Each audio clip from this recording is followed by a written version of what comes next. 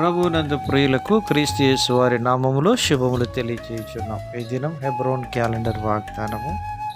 ప్రభువునకు కృతజ్ఞతాస్తుతులు చెల్లించుడి, ఆయన కృప నిరంతరం ఉండును. కీర్తనల గ్రంథం 136వ కీర్తన 3వ చరణంలో దైవజనుడు కీర్తనాకారుడు ఈ మాటలు మనకు తెలియజేస్తూ ఉన్నాడు. ప్రియమైనటువంటి దేవుని ప్రజలారా, దేవుడు సార్వభౌమాధికారం కలిగినటువంటి వాడు.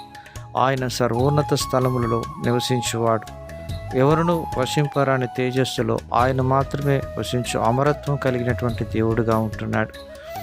మరి ఇటువంటి దేవుడు తన్ను తాను తగ్గించుకొని రిక్తుడిగా మానవ శరీర ఆకారం ధరించుకొని మనిషి కుమారుడిగా ఈ లోకమును ఖరీదించి శిలువ మరణం పొందినంతగా ఆయన విధేయత చూపిన వాడై మానవాళి కొరకై తన ప్రాణమర్పిస్తూ వచ్చినాడు. ఇంతటి రాజులకు రాజు, ప్రభువులకు ప్రభు అయినటువంటి దేవుణ్ణి మనం స్తుతించి ఆరాధించబద్ధులమై ఉంటున్నాం. తిమోతికి రాసిన మొదటి పత్రిక 6వ అధ్యాయం 15వ వచనంలో దైవజనుడు పౌలు గారు తిమోతికి రాస్తూ మాటలు చెప్తున్నాడు.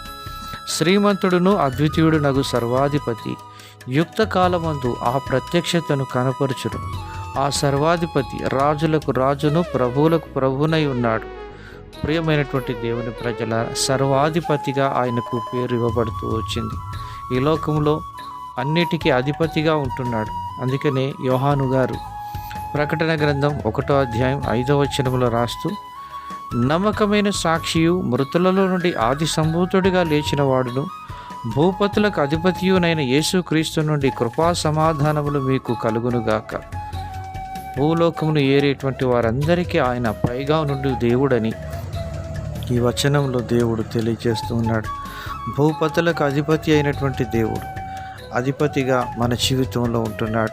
సమాధానకర్తయకు అధిపతి అని ఆయనకు పేరు పెట్టబడునని యెషయా 9:6లో ఆయనకు ఇవ్వబడిన పేరులలో ఒక పేరు సమాధానకర్తయకు అధిపతి.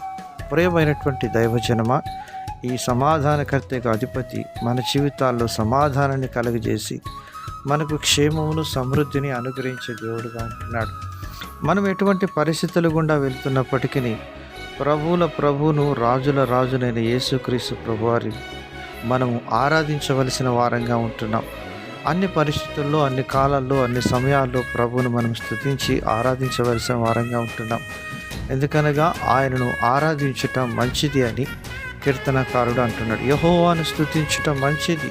మన జీవితాల్లో దేవుణ్ణి ఆరాధించటం ద్వారా ఎంతో నెమ్మదిని, సమాధానమును, సంతోషమును మనం అనుభవించే వారంగా ఉంటాం. యెహోవా యందు మీరు ఆనందించటం వలన బలముందుదురని దేవుని వాక్యము సెలవిస్తుంది. అలాగన ప్రభు మన జీవితంలో సహాయం చేయనుగాక.